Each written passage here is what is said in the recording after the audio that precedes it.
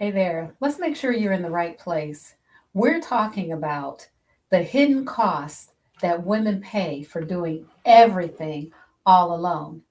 I was one of those women who had to do everything by myself.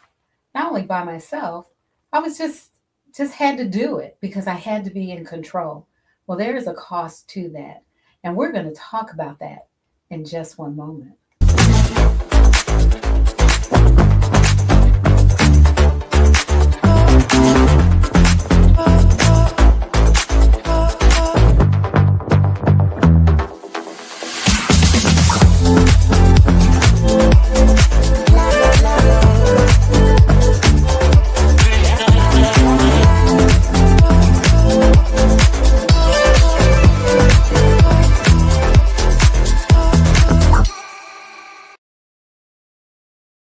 Hello there. Hello there. Hello there. Welcome to Stress Talk with Marcyline. We are introducing a few things over the next, I guess we have 3 more weeks.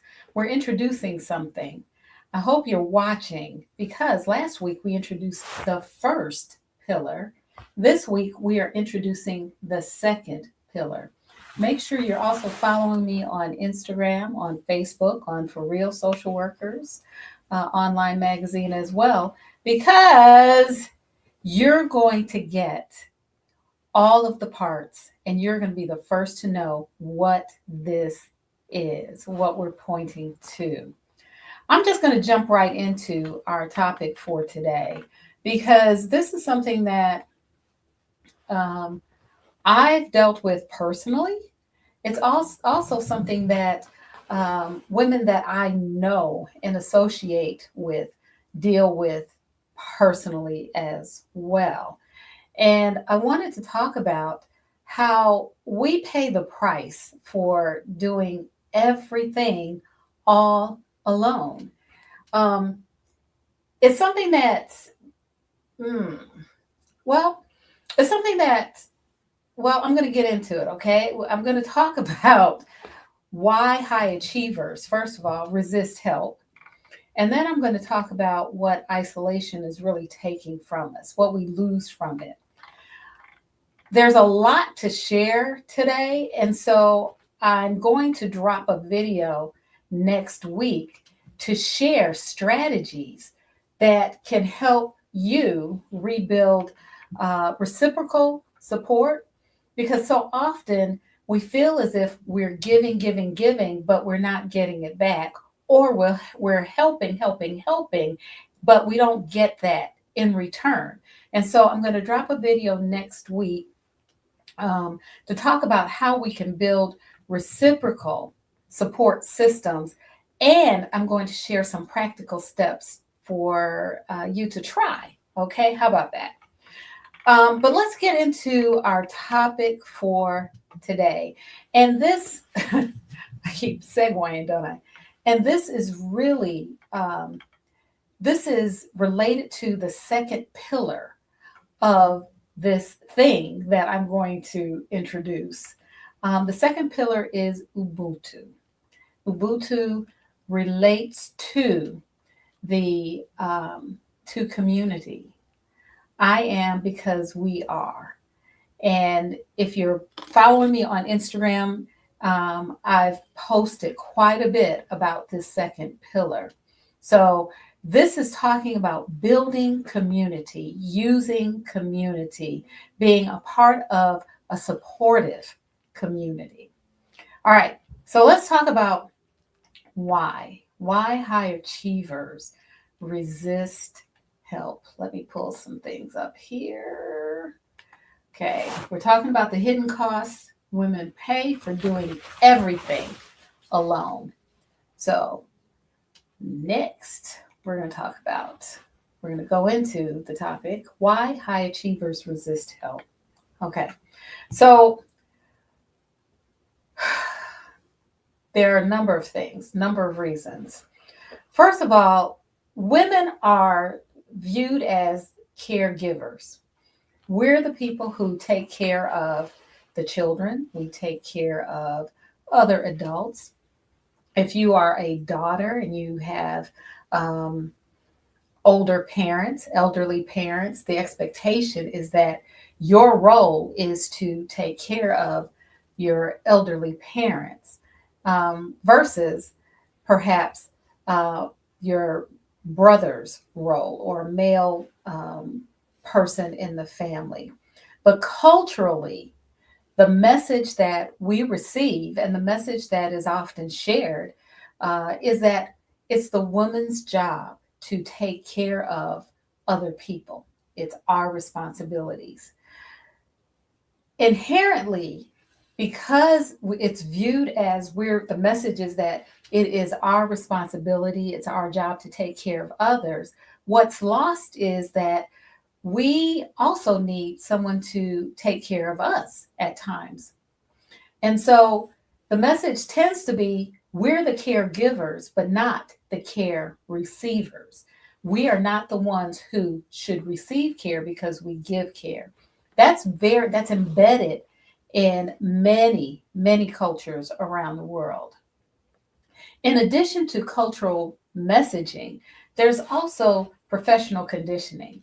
It wasn't too long ago where women were expected to stay home and take care of the home, take care of the family, take care of everything related to that. It what in the last 40, maybe 50 years, which is not very long ago, um, there weren't a lot of women in the workplace. There weren't a lot of professional women in the workplace. However, women in the workplace, professional women, there's this view that if a woman asks for help, a professional woman asks for help, that's a sign of weakness and a sign of incompetence. Now, we can, of course, help men all day long.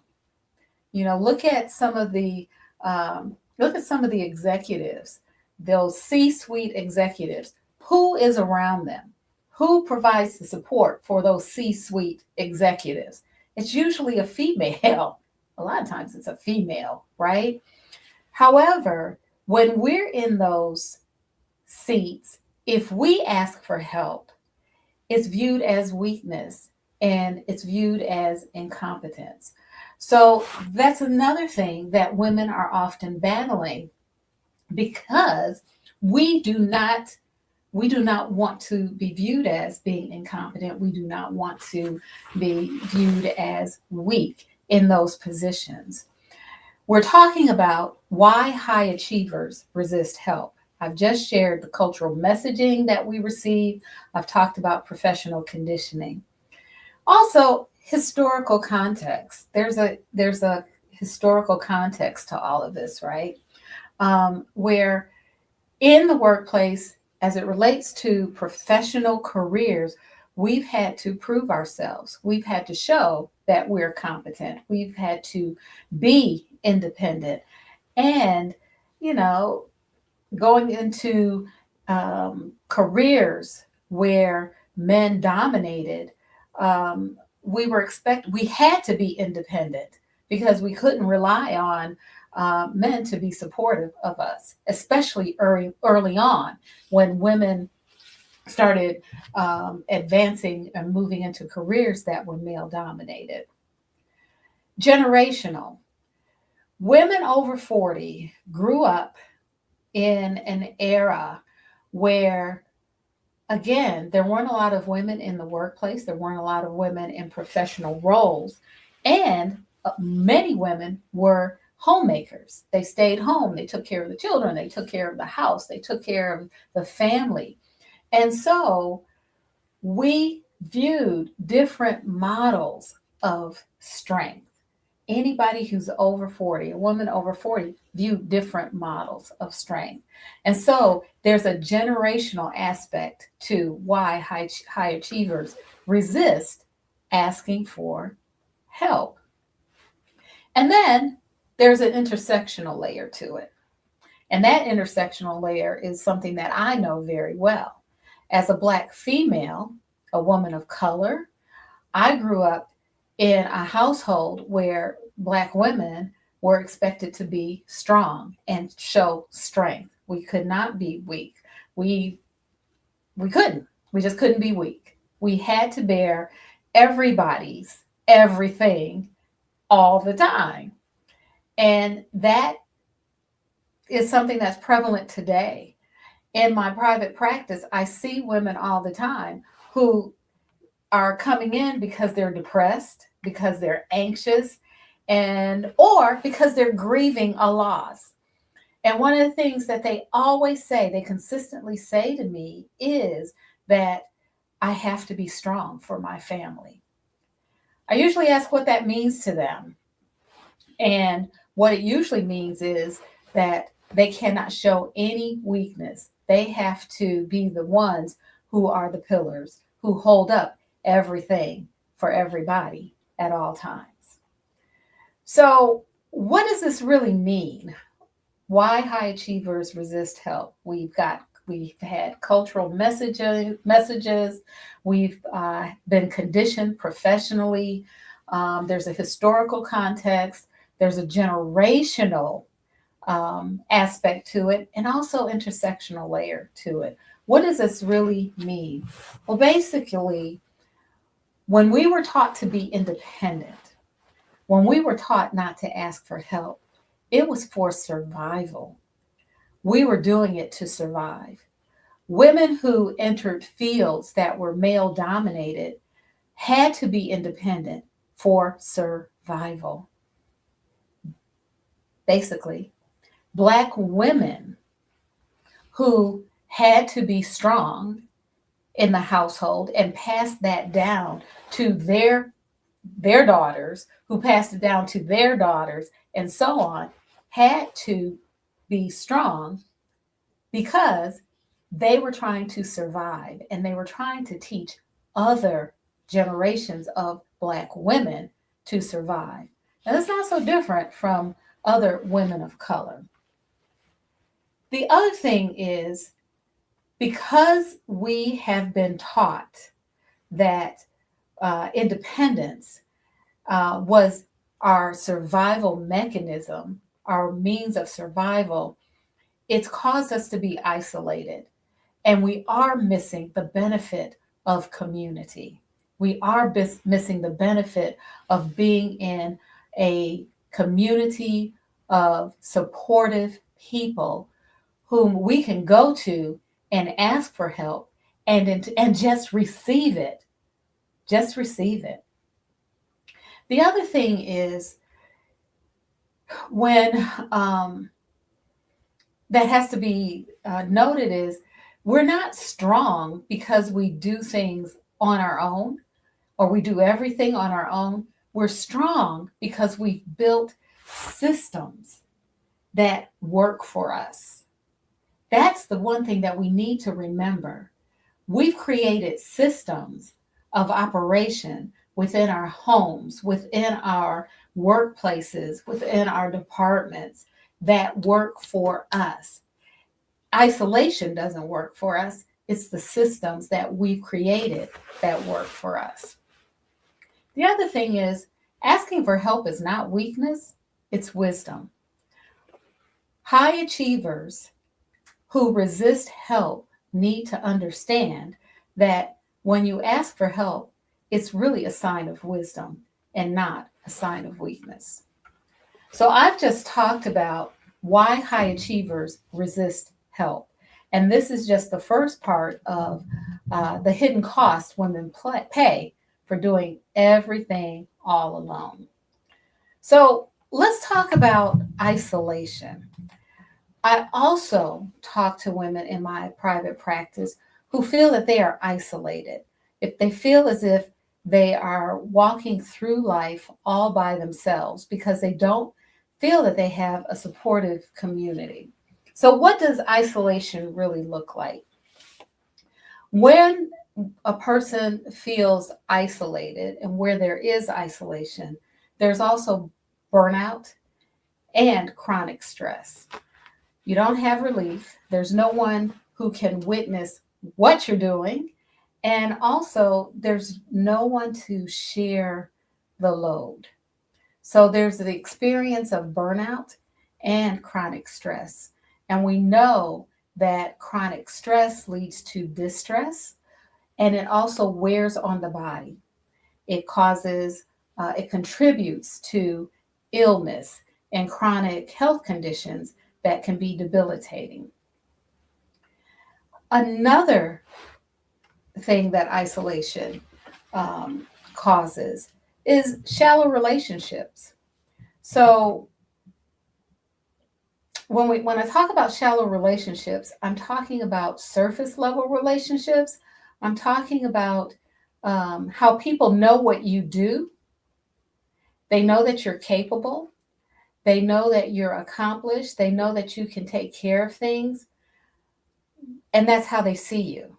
They see you as the person who takes care of things. They see you as the fix-it person. They see you as the person who they can go to make sure that things are being handled. They don't always see you as the human who has vulnerabilities. They also aren't able to get to know the real you.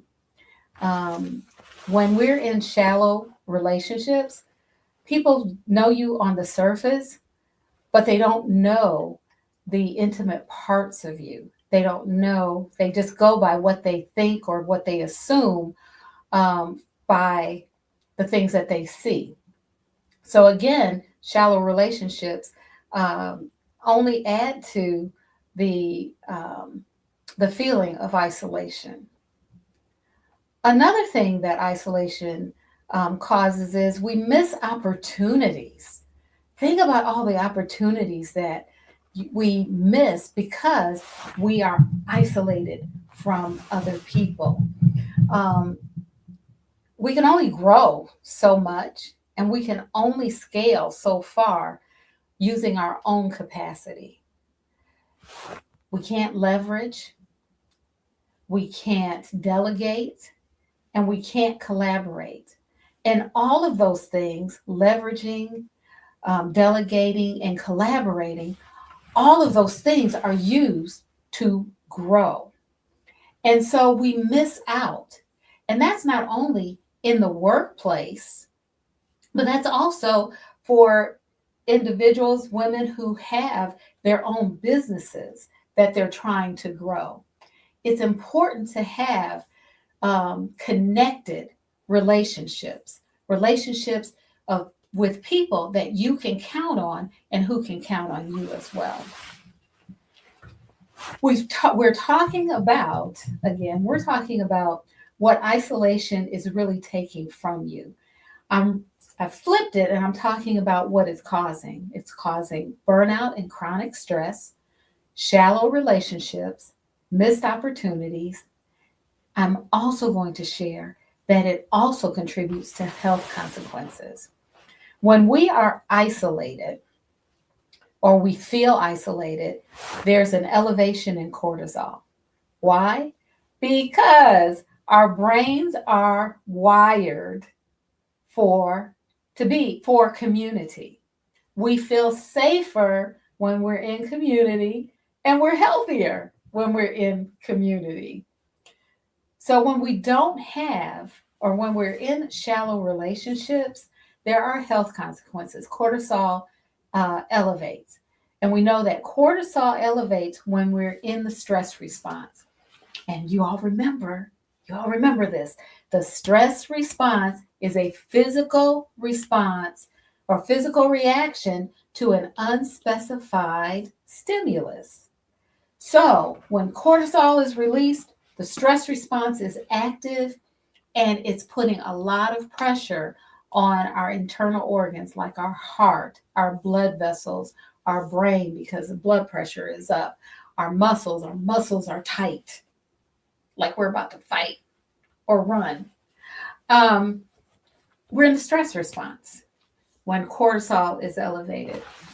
Not only that, because cortisol is elevated and it stays elevated, it causes, like I said, health conditions that can be chronic, right? Not only that, There's inflammation that's caused as a health consequence. Our immune system is suppressed, so we are more prone to illnesses, cold, flu, whatever's going around. Now, this is something that you all need to also remember when it's cold and flu season. If you are stressed, the likelihood of your catching a cold and flu is higher than it would be if you were not stressed. And that's because when we're stressed and the stress response is active, our immune system is suppressed. We can't fight it off like we would if we were not stressed. Also, when the health consequences associated with shallow relationships are we don't sleep well. Our sleep is disrupted. We toss and turn, and we wake up not feeling rested, or we wake up in the middle of the night and we can't go back to sleep. So that's another consequence. Shallow relationships also lead to a loss of joy. That's because everything becomes a task. Everything is an obligation. We're not connected and we don't have reciprocity or reciprocal give and take. We're the ones doing everything all the time for everybody all at once. Yep. Talking about isolation and what it takes from us and what it causes. Burnout and chronic stress, shallow relationships, missed opportunities, health consequences, and a loss of joy. For those of you who are professional women, and even for those of you who are, in the household, when we have shallow relationships, we are modeling the same to our children, to people we mentor, and to other women. I just want to pause there because that's a big deal when we are modeling that. And it's modeling dysfunction, really.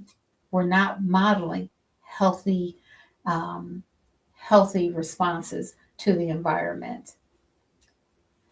Last but not least, when we are in shallow relationships, there's an inability to be vulnerable.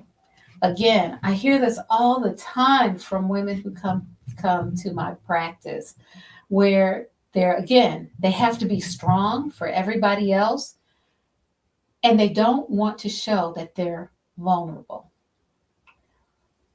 Vulnerability is not a flaw. It's not a flaw. It's natural. We can't do everything. We're not Atlas holding up the world. We can't do it all. Why do we act like we can? Because we can't.